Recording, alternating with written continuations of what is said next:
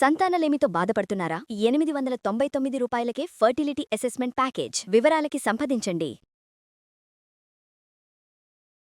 నమస్తే రమగారు. నమస్తే జయ. రమగారు, వివాహేతర సంబంధాలు, స్నేహాలు కాపురాల మీద ఎలాంటి ప్రభావాన్ని చూపిస్తున్నాయి? ఇప్పుడు ఎక్కువ కనపడుతున్నాయి కదా. అవును, ఇదివరకు కూడా ఉండేవి జయ. అవేమి ఇవాళ కొత్తగా వచ్చేసినవి కాదు, ఉన్నాయి ముందు నుంచి కూడా. అయితే అప్పటి కాలం, ముందు కాలం ఏంటంటే ఆడవాళ్ళకి ఇన్సెక్యూరిటీ, ఫ్యామిలీస్లో ఎవరు వాళ్ళని వెనక్కి తీసుకోకపోవటము, భర్తలకు ఏదైనా ఎక్స్ట్రా మ్యారిటల్ అఫైర్స్ ఉన్నాయనుకో, అప్పుడు వీళ్ళు చాలా కష్టపడేవాళ్ళు. ఇందులో ఏంటంటే రకాలు ఉంటాయి.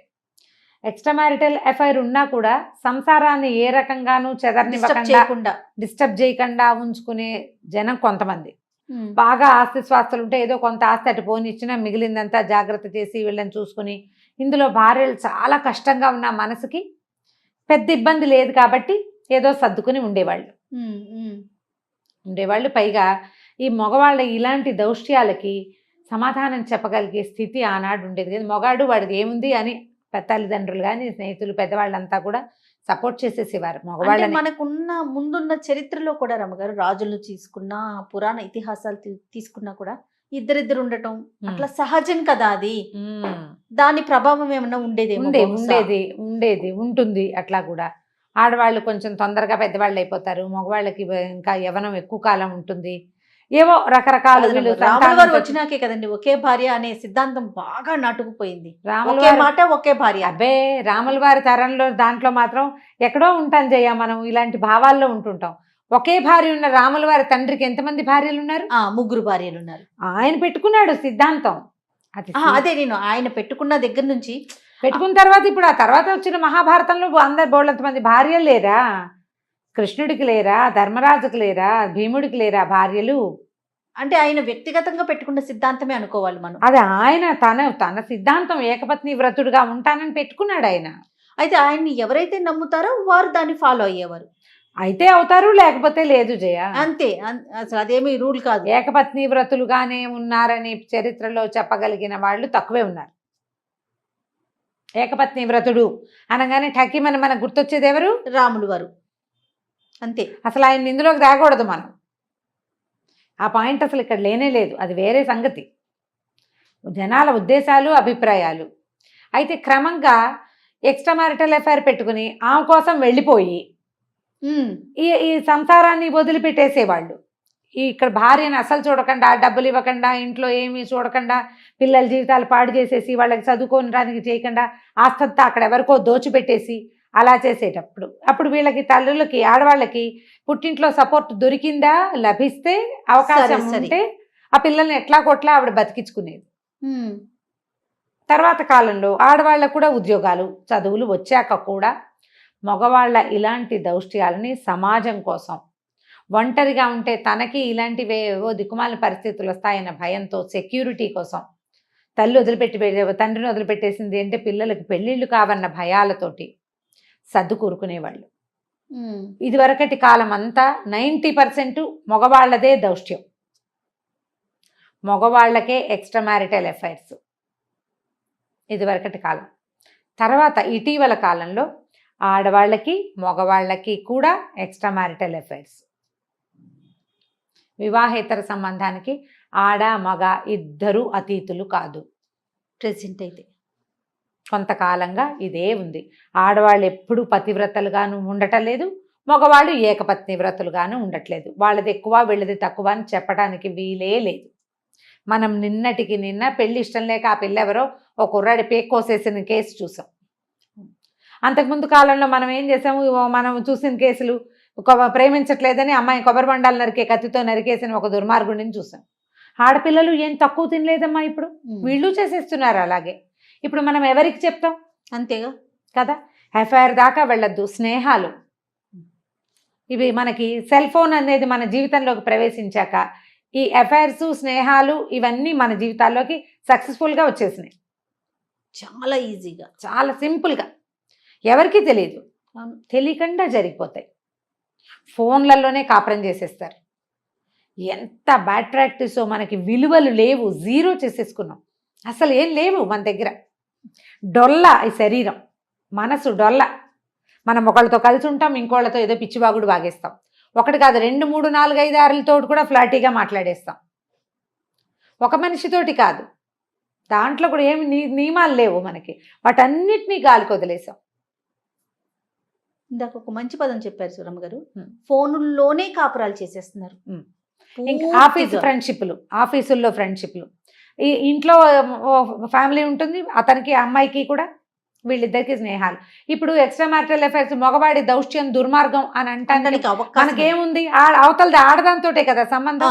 ఇప్పుడు ఆడవాళ్ళ వల్లే కదా మనకి సమస్య, అది మంజాతే కదా, మంజాతే కదా. ఖచ్చితంగా. ఇప్పుడు వాళ్ళకి ఏదో దుర్మార్గం చెడు అలవాట్లు ఉన్నాయి, ఇలాగ ఎక్స్ట్రా మ్యారిటల్ ఇవి ఉన్నాయని సెపరేట్ అయిపోతారు.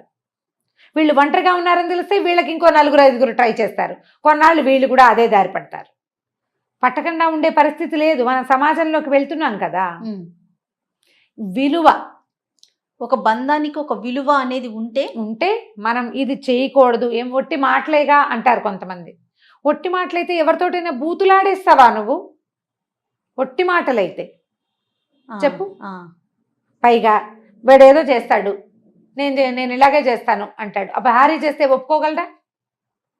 మీ ఇద్దరు చెరొకళ్ళతోటి ఎవరో ఒకళ్ళతోటి ఏమిటేమిటో చేసేస్తుంటే మీ మధ్యలో ఉన్న ఈ మీ అమ్మా నాన్న వాళ్ళమ్మా నాన్న మీ ఇద్దరికి కలిపి పుట్టిన పిల్లలు మీ సొంత సమాజం ఏమవ్వాలి? తిలోదకాలు ఇచ్చేసాం మనం విలువలకి, అంతే. మొన్న ఒక కథ చదివాను జయ, శివల పద్మ గారు. శివల పద్మ చిన్న చిన్న కథలు చాలా బాగుంటాయి, మంచి కథలు రాస్తారు, గుణపాఠం అని. ఒక భార్యాభర్త కథ రాస్తారు, బ్రీఫ్గా 2 వాక్యాలు. ఇప్పుడు ఆవిడ పేరు చెప్పడం ఈ కరెక్ట్గా దీనికి సిచ్యువేషన్కి యాప్ట్గా ఉన్న కథ అది, అందుకనే చెప్తున్నాను.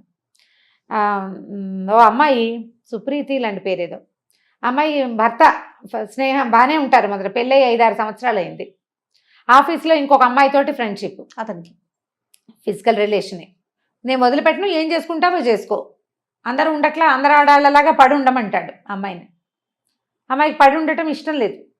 అత్తగారు ఏదో చీర కొనుక్కోవడానికి డబ్బులు ఇస్తే మీరు ఇప్పుడు 2 సార్లు 2 ఇద్దరికి ఇవ్వాలి, నాతో పాటు మీ కొడుకు ఉంచుకున్న అమ్మాయి కూడా ఉంది, ఆవిడ కూడా ఇవ్వాలి కదా అంటుంది. ఓ తల్లి కేకలేస్తుంది, ఏమిట్రా అంటే అదన్నీ పిచ్చివాగుడు వాగుతుంది అంటాడు. ఇది భార్యాభర్త మధ్యలో వాళ్ళిద్దరే కొట్టుకుంటూ ఉంటే బాగుంటుంది. అందరికీ తెలిస్తే ఎంత ఆక్వర్డ్గా ఉంటుంది. ఆ అమ్మాయి ఏం చేస్తుంది, పడుండమంటాడు మొగుడు, సత్యనారాయణ వ్రతం పెట్టుకున్నామని అందరినీ పిలుస్తుంది. పినమావ గారు వాళ్ళు వీళ్ళు వచ్చినప్పుడు ఎందుకమ్మా మమ్మల్ని అందరినీ పిలిచి ఇప్పుడు ఏమిటి పెట్టుకున్నారంటే మా ఆవిడ ఉంచుకున్న అమ్మాయి ఉంది, అమ్మాయికి చూపిద్దామని మీకు పరిచయం చేయటానికి అని చెప్తుంది. ఈ ఉంచుకోవటం అనే పదం ఎంత అసహ్యంగా ఉంది జయ. ఈ మాట ఎవరికి వాళ్ళు ఇది నా మీదకి రావటం అనేది ఆలోచించుకుంటే కదా మనకి సిగ్గొచ్చేది. ఇప్పుడు ఆడవాళ్ళ ప్రమేయం లేకుండా ఈ ఎక్స్ట్రా మ్యారిటల్ అఫైర్ అనేది కుదరదు కదా. ఎట్లా కుదురుతుందండి? 2 చేతులు కలిస్తేనే కదా, అవతల మనిషి ఆడమనిషి అయితేనే కదా ఇది కుదిరేది. ఆ మనిషికి కూడా ఉండాలి కదా. ఇంతకీ అమ్మాయి కూడా వస్తుంది భర్తతో కలిసి. అతనికి ఆఫీస్ కొలీగు భర్తతో కలిసి సత్యనారాయణ వ్రతానికి వస్తుంది.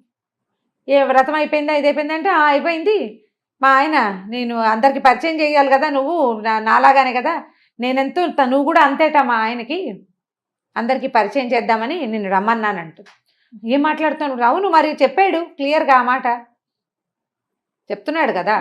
మరి అదేమిటో మీ ఆయన కూడా అలాగే అంటే బాగుంటుంది కదా, నా అమ్మాయి భర్త ముందే చెప్తుంది.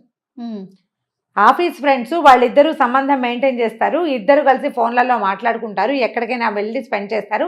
ఆ అమ్మాయికి అమ్మాయి సంసారం ఉంది, ఇతని సంసారం ఉంది. ఆ అమ్మాయి భర్తకి ఏం తెలీదు, ఈ అమ్మాయి ఇతని భార్యకి మాత్రం తెలుసు. ఆ అమ్మాయి ఒప్పుకోదు. ఏమంటుంది, ఇప్పుడు నేను కూడా 6 ఏళ్ల నుంచి నేను నీతో కలిసి ఉంటే నేను నచ్చక నువ్వు నచ్చలేదు, నేను ఆ అమ్మాయిని చూస్ చేసుకున్నాను అంటాడు. అయితే వెళ్ళి దాంతోనే కాపురం చేయండి, అది కాపురం వదిలిపెట్టుకుని రాదు. ఇదే కదా ఎక్స్ట్రా మ్యారిటల్ అఫైర్ అంటే. ఈ అమ్మాయికి ఓ పిల్ల కూడా ఉంది, చంటి పిల్లాడు ఎవరో ఉన్నాడు, 2 ఏళ్ల పిల్లాడు 3 ఏళ్ల పిల్లాడు. తర్వాత ఏమవుతుందండి? ఇదే కథ ఎండ్ చేస్తారు. అతని భర్త ముందే మొత్తం అందరికీ ఓపెన్ చేసేస్తుంది. ఆ అమ్మాయి భర్తకి తెలిసిపోయింది. ఇప్పుడు అమ్మాయి పరిగెత్తుకుంటూ వెళ్ళిపోతుంది మొగుడు వెనకాల ఏడుస్తూ. మరి అమ్మాయికి సంసారం పాడు చేసుకోవడం ఇష్టం లేదు, జస్ట్ సరదా స్నేహం చేస్తుంది. నీ సరదా స్నేహం పాడవచ్చు, నీ సరదా స్నేహం ఇంకొక స్త్రీకి అపరిమితమైన కష్టాన్ని కలిగిస్తే ఎట్లా? అదే కష్టం నీకొస్తే నీ భర్త కూడా ఇలాంటివే చేస్తే అని వీళ్ళు ఆలోచించాలి. నా భార్య కూడా ఇలాంటిది చేస్తే నేను ఓర్చుకోగలని మగవాడు ఆలోచించాలి. సరదాగా మొదలు పెడతారు జయ, హాయ్ హలో గుడ్ మార్నింగ్లతో. నేను చూస్తాను కదా, నాకు వస్తాయి అలాంటి కేసులు జయ. కేసెస్ చూస్తారు. పొట్టిగా గుడ్ మార్నింగ్, మొదటి రోజు గుడ్ మార్నింగ్, ఒక 5-6 రోజుల తర్వాత ఇంకో ఏదో 2 వాక్యాలు. వీళ్ళు ఏదో డెస్పరేట్గా ఉంటారా, 2 వాక్యాలు, 2 కాస్త 4 అవుతాయి, 6 అవుతాయి, తర్వాత నీ ఫోటో పంపించు, నా ఫోటో పంపించు, నువ్వు నేను. ఈ నువ్వు నేనుగా మనతో పాటు తాళి కట్టి ఉంచుకున్న భార్య ఉంటుంది చూడు, అది నువ్వు నేనులో ఉండదు. దానికి ఏనాడు తెల్లారైతే శుభోదయాలు గుడ్ మార్నింగ్లు చెప్పరు, వాళ్ళు ఎవరికో చెప్తారు. ఇంట్లో ఉన్నది పనికిరాదు. అసలు నువ్వు గుడ్ మార్నింగ్ చెప్పక్కర్లేదు, శుభోదయం చెప్పక్కర్లేదు. పొద్దున్నే లేచిన భార్య మొహం బాగుందో లేదో అయినా అది కూడా చూడలేదు. ఆమె మూడ్ ఆఫ్గా ఉందో లేదో కూడా పట్టించుకోరు, వీళ్ళు ఫోన్ లొక్కుంటూ ఉంటారు. అంతే, భార్యలు భార్యలు కూడా అంతేనమ్మా. లేవగానే భర్త కాఫీ ఇద్దాం, ఇల్లు వాకిలి చూసుకుందాం అనుకోవట్లా. వీళ్ళు తెల్లవారుజామున వాకింగ్కి లేచిన దగ్గర నుంచి మెసేజ్లు పెడతారు. నాకు వస్తాయి కేసులు, అందుకని ఇంత క్లియర్గా చెప్తున్నా నేను. తెల్లవారుజామున వాకింగ్కి నిద్ర లేచి కృష్ణారామ అనుకోవటం మానేసి ఎవరికో గుడ్ మార్నింగ్ పెడతారు. ఇప్పుడు ఫ్రెండ్స్ గ్రూప్ ఉన్నాం మనం, ఒకళ్ళు గుడ్ మార్నింగ్ పెడితే అందరికీ వస్తుంది, పోనీ బాగుంది. నువ్వు స్పెషల్గా ఒకళ్ళకి ఎందుకు పెట్టాలి? ఓ పర్సన్కి పెట్టామంటే వాళ్ళు ఏదో స్పెషల్ అనే కదా. క్రమంగా ఈ స్పెషాలిటీ ఎక్కడికి తీసుకెళ్తుంది, దాని ఖరీదు నీ జీవితం అని నీకు ఎప్పుడైనా అర్థమవుతుంది. ఒక టైము, ఒక పద్ధతి, ఒక విలువ ఏమి నాకు లేదు. తోచింది నేను చేసేయటమే, అంతే. ఎవరికి తెలియదు అనేది ఒక కాన్సెప్ట్ అయితే, నా ఇష్టం అనే ఇంకొక ఆలోచన రమ్మగారు. అమ్మాయిల కలర్ ఏమిటి, అబ్బాయిల కలర్ నీ ఇష్టం బాగానే ఉంది, ఓకే, నేను అస్సలు కాదను, మనం కాదనం, ఎవ్వరు కాదనరు. కానీ నీ తాలూకు ఈ ధోరణి వల్ల దీని విలువ, నీ క్యారెక్టర్ అని నీకు అర్థమవుతుందా ఎప్పటికైనా? నీ వ్యక్తిత్వం అంత ఆలోచిస్తారంటారా? ఆలోచించే కదా పెట్టుకునే వాళ్ళు అంత ఆలోచిస్తారు. నాకంటూ ఒక క్యారెక్టర్ ఉంది, నేను ఒక మనిషిని, అన్నం తింటున్నా, మర్యాద, నాకు ఒక మర్యాద, అది రోజు నేను అన్నం తింటాను. ఇప్పుడు ఇది ఓపెన్ గా ఒకళ్ళ ముందు ఇది ఓపెన్ అయిపోతే, వీళ్ళిద్దరికి సంబంధం ఉంది అని నలుగురిలో తెలిసిపోతే నీకు ఓకేనా? తెలియజేయటం ఇష్టం ఉండదు. అలా తెలియకూడదు, అలా తెలియకూడదు, అట్లా తెలిస్తే బాగుండదు, మర్యాద కాదు. అవి తెలియచేస్తే పెళ్ళాలని తిడతారు, వాళ్ళు చేస్తారు, వీళ్ళు చెప్పకూడదు, నోరు విప్పకూడదు. అది చాలా తప్పుగా తోస్తుంది. ఎంత దిక్కుమాలిన ఆలోచన విధానం అంటే ఇది. మనకు ఒక క్యారెక్టరు, దానికి ఒక విలువ, మన జీవితానికి ఒక మర్యాద, మనతో ఉన్న ఫ్యామిలీకి ఒక మర్యాద, మన పెళ్ళానికి ఒక విలువ, లేదా మన భర్తకు ఒక విలువ. నీకు ఇష్టం లేదు పెళ్ళి, నువ్వు ముందే ఎందుకు చేయవు? పోనీ వీడు నచ్చలేదు, ఏదో కుదరలేదు, ఎవరితోటో ఫ్రెండ్షిప్, వాడు నచ్చకపోతే ఇంకోటి, అది నచ్చకపోతే. జంతువులమా మనం? జంతువులం కాదుగా. ఎందుకు చక్కగా వేషభూషాలన్నీ మనకి జంతువుల్లాగా అడవిలోకి వెళ్ళిపోతే హాయిగా వస్త్రాలు ఉండవు, ఫ్యాషన్ ఉండదు, ఎలా పడితే అలా ఉండొచ్చు. నీకు అవి ఎలా విశృంఖలంగా చేస్తాయో ఆ విశృంఖలతని మన దైనందిన జీవితంలో విత్ సెల్ ఫోన్ చేసేస్తున్నాం మనం. ఆలోచించండి, ఎక్కడికి పరిగెడుతున్నాం. మనం ఎంత సంపాదించినా, ఎంత పేరు తెచ్చుకున్నా, ఎంత బ్రైట్ ఫ్యూచర్ ఉన్నా, దాంతోపాటు క్యారెక్టరు, విలువ, వ్యక్తిత్వము, విలువ అనేవి 2 పెద్ద పాయింట్లు ఉంటాయి. ఆ 2 ఉంచుకోండి. జస్ట్ అవకాశం దొరకగానే, ఎవ్వరూ చూడలేదనగానే మనలో ఉన్న మృగాన్ని బయటికి తెచ్చేయకూడదు, తేకూడదు. మృగాన్ని తల పగలగొట్టి లోపల ఉంచుకోవాలి. ప్రతి వాళ్ళకి ఉంటాయి, ప్రతి మనిషిలోనూ ఒక చిన్న పిల్ల ఉన్నట్టే ఒక మృగం కూడా ఉంటుంది. దాన్ని తల మీద కొట్టాలి ఎప్పటికప్పుడు, అది స్పృహ తప్పి లోపల ఉండాలి, దాన్ని బయటికి రానివ్వకూడదు. ఈ మృగాల్ని బయటికి తెస్తే మీరు మనుషులుగా మిగలరు, సమాజం పాడైపోతుంది. ఇప్పటికే మనం పాడైపోయే దిశగా అడుగులు వేస్తున్నాం. మనం ఎవ్వరికీ చెప్పక్కర్లా, మనలో మనం మార్చుకుందాం. ఇప్పటిదాకా ఏం చేశామో చేసాం, కనీసం ఇప్పుడు కట్ చేసుకుందాము. ఇప్పుడు ఈ పిచ్చిగా పెరిగిపోయే రెక్కల్ని కత్తిరిచ్చేసేయాలి. కరెక్ట్గా ఎగరడానికి సరిపడానే రెక్కలు ఉండాలి జయ. అవునండి, దేనికైనా దాన్ని మించి పెరగకూడదు, అది ఎక్కడో చోట చిక్కుకుపోతుంది. ఈ అక్కర్లేని బంధాలలో చిక్కుకుపోవద్దు, చిక్కద్దు, చిక్కకుండా ఉండాలని ప్రయత్నం చేయండి. ఉన్న బంధాన్ని శాశ్వతంగా కొనసాగించాలి, దానికి విలువ ఇవ్వండి, మీకు విలువ ఇచ్చుకోండి ముందు, అప్పుడు ఇంకా ఏ సమస్యలు ఉండవు. నమస్తే రమ్మగారు. నమస్తే.